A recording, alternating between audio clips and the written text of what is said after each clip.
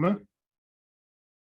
So, you were a four-star recruit out of Christian Life Academy in Baton Rouge, Louisiana. Yeah. Excuse me. So, and then you people don't really know about the story, like the road you took to being a four-star recruit, a top 20 high school linebacker. You led your high school to two district titles the last 2 years you were there. Uh, but like there was a lot of Is it heartache. my internet that's bad? What's up? Says my internet that's kind of flaking out a little bit, or is it yours? Um, I'm doing all right. Okay, I'm doing fine. So okay, go ahead. Is it going slow? No, it's fine. It was just kind of had a little All bit, right. but it's better now. So I'll just start over. A four-star recruit out of Christian Life Academy in Baton Rouge. Um, so and then you were a top 20, man, excuse me, top 20 high school linebacker coming out of high school. Um, but a lot of people don't know about the story, like what was going on at home with the heartache and pain, right? You had a bunch of personal stuff going on at one parent home. Um, just could you go into like how you overcame those odds? Like, was there anybody that stepped into your life, or like a coach or anybody like that? Yeah, I mean, like a lot of kids, man. I think for me, my high school coach was the person that kind of helped, guide me in the right direction. My mom was a hard worker. I mean, she did what she had to do. My dad, he struggled with substance abuse, but like, a lot of families has those same things. So I'm not any different from some people that deal with it in certain ways in their lives. Some people deal with it with maybe an uncle or an aunt or something like that, or maybe it's a mother that's has substance abuse. Well, my father was that person. It kind of was one of those things where he was kind of out of the picture for a long time. So as I got better and better in sports, I was a basketball guy.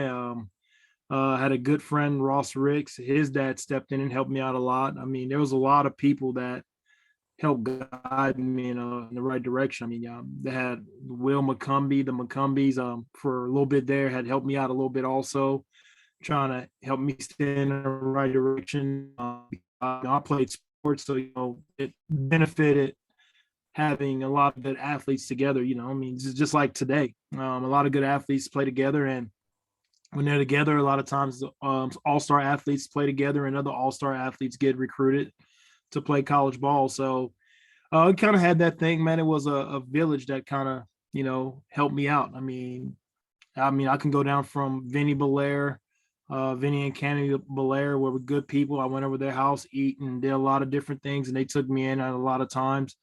Um, yeah, I mean the Sallings. I mean, you got Stuart and Stephanie Sallings, who Miss Sallings was my math teacher who helped me kind of get my bearings together math wise, coming from public school going to private school. I needed all the help that I can get. So I mean, there was a village that helped guide me in the right direction. Some people stayed, some people fell off as far as guiding me. But everybody played a purpose at a certain point in time. And my high school coach, David Barm, and Miss Melinda Barm, were the people that, they took me in. I stayed at their home, and their kids became my brothers and sisters. I have an older brother and a younger brother by my mom. I have a half brother with my dad, and a sister, a half sister as well. So, I have all those other things, man. But um, I can't say it enough. It took so many people to help me out whenever coming up and getting into college. And even when I got into college, it was so many people, man. I can go on and on with the names of people that helped me out, keeping me on the straight and narrow when I fell off track, got me back on track. With my high school coach has kind of been my constant in my life, along with my mom and my stepmom, Miss Melinda. She's been awesome. Those are the people that kind of kept me on the straight and narrow and been the steady constant in my life. Now I have great friends now. That help me out in life now with any questions I have, with problems I have. staying the course mentally, because a lot of things happen with us former athletes that, you get into dark places, you get into down places. You go through being in a stadium full of 80 something thousand people screaming your name and all that stuff. And then, the crowd noise stops, and, you're no longer that person that once everybody cheered for on, like, and you're still that person, but just it just is not the same. You don't feel like you had that presence anymore, and you build your whole life around um this athlete. Your whole life is surrounded by being this athlete, being this persona, being this person, and that's all gone. And some guys just don't figure out how to get past that point. And so, I said I had a good support base, man. And getting out of the situation I was in, that I really don't like talking about my childhood as much, because again, a lot of things, man, I didn't use it as a crutch. I mean, there's a lot of people that come from bad situations that's made it out, and I don't think my situation is worse than the next man or better than the next man. I just think that, I just made decisions that worked, and bad decisions that I made did not harm me in ways that it harmed other people.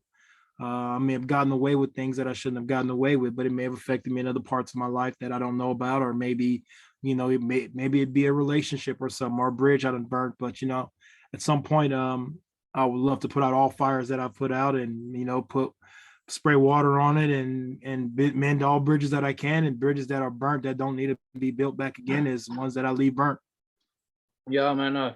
I totally feel you, man. Like I had my fun as a youngster, and uh, everything happens for a reason. And like, I really don't. I wouldn't want to say that I regret anything I did, because I would never meet my wife. Like, like my wife saved my life. I would never meet her, or have the friends that I have today, or even be sitting in front of you. Like on this Zoom call. It's it's pretty wild, but it is nice to have a good support system. It restores faith in your fellow man, for sure, for sure. So did you get recruited heavily by any other schools in OU, or just? Yeah, man. I would have been a Texas guy. I mean, a lot of people know the story. I was headed to Texas. The crazy thing is, man, I was rooting for OSU to beat OU, so Texas can go to the Big 12 championship, and OSU ends up beating OU, and Texas ends up playing Colorado in the Big 12 championship that year. Yeah. That week they were playing against Colorado. The next weekend, I took a recruiting trip to OU with Brent Venables and all those guys. Nice. And then kind of the rest is kind of history. I mean, I wasn't a trip guy. I wasn't like about all the glitz and glamour, the girls or the money or anything that anybody can. I just wanted to come and play ball and compete and get an education. I mean, most people that think guys that play footballs, they want to just be some superstar player that goes play in the NFL. That wasn't my thing. I wouldn't come into college just to say, "Hey, I'm going to the NFL." That was kind of never my dream. I was in love with basketball. Basketball was my thing, and I played football as a way to get to a better place. That's how I looked at football. Um, yeah, it didn't NFL didn't work out for me, and there's millions of people that try to play and get into the NFL, and I made it. I got drafted.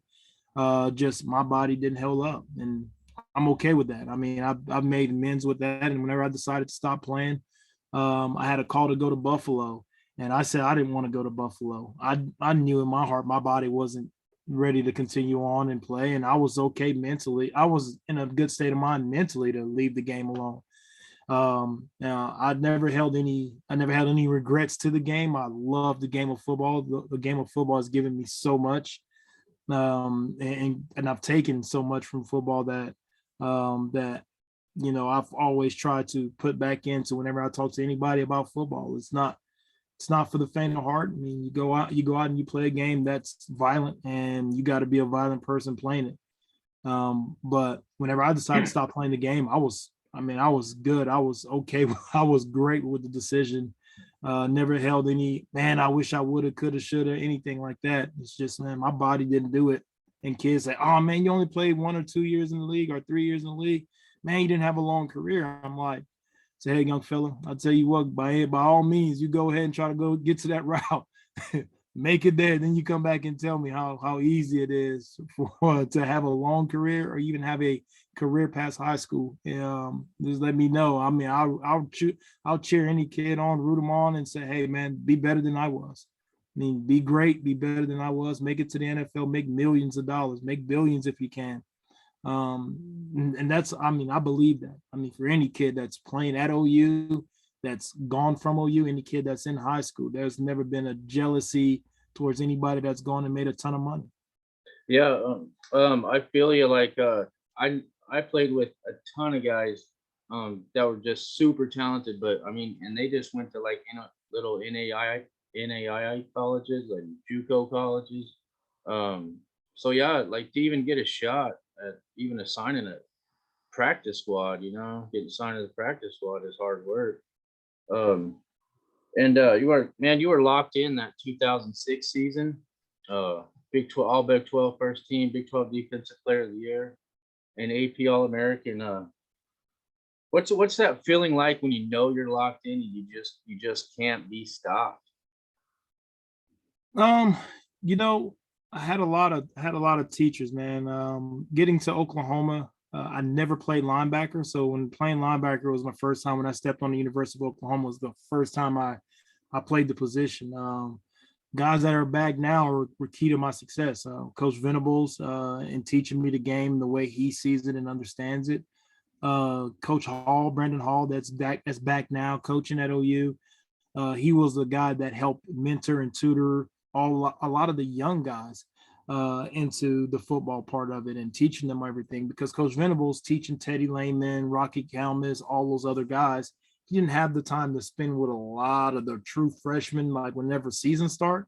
So learning the playbook when the season start, B Hall would kind of trickle in a little bit of those things. And you had guys like Gayron Allen, who was a veteran on the team that played every position. He knew will linebacker, Sam linebacker, middle linebacker. And so when I had questions, I asked him, Teddy Lehman he would answer questions every now and then, but he was always too busy preparing for the next game. Whenever you're the guy that's playing and starting, you can't answer a young freshman's questions because, I mean, Coach Venables is a demanding coach on the defensive coordinator spot.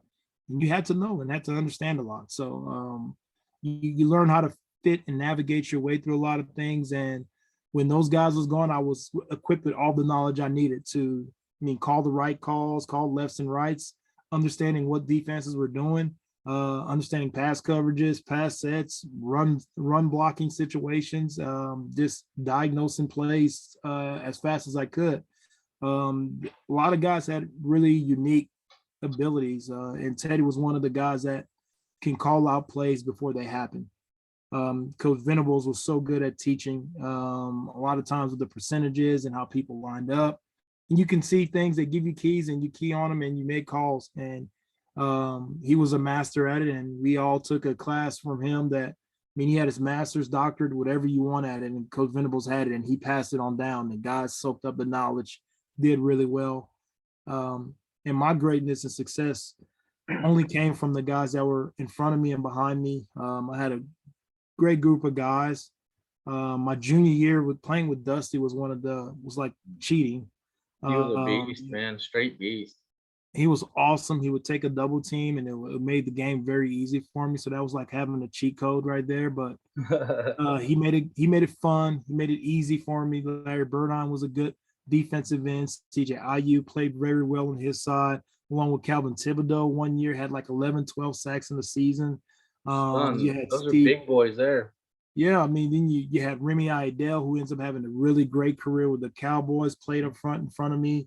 You had, guys that got me. You had Reggie Smith, who was a young guy on the back end. Zach Latimer to my in the middle. You had Clint Ingram all the way to the other side. DJ Wolf came in and played. You just had a lot of great, talented guys, and I can keep on going down the list. Sure.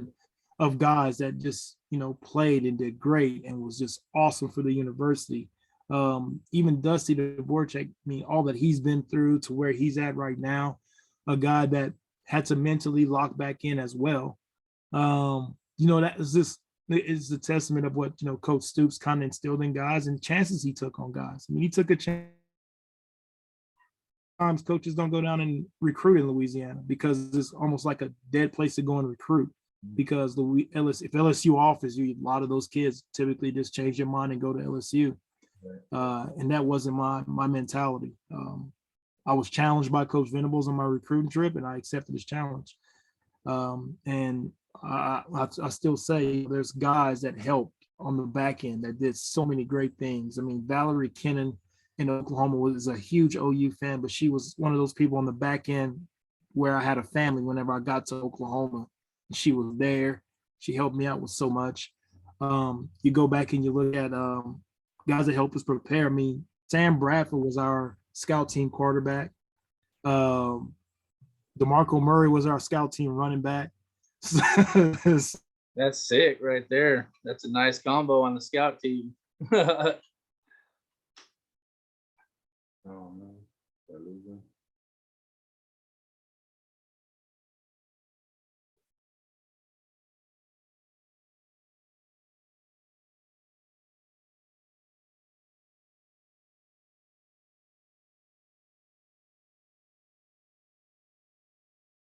I lost you, bud.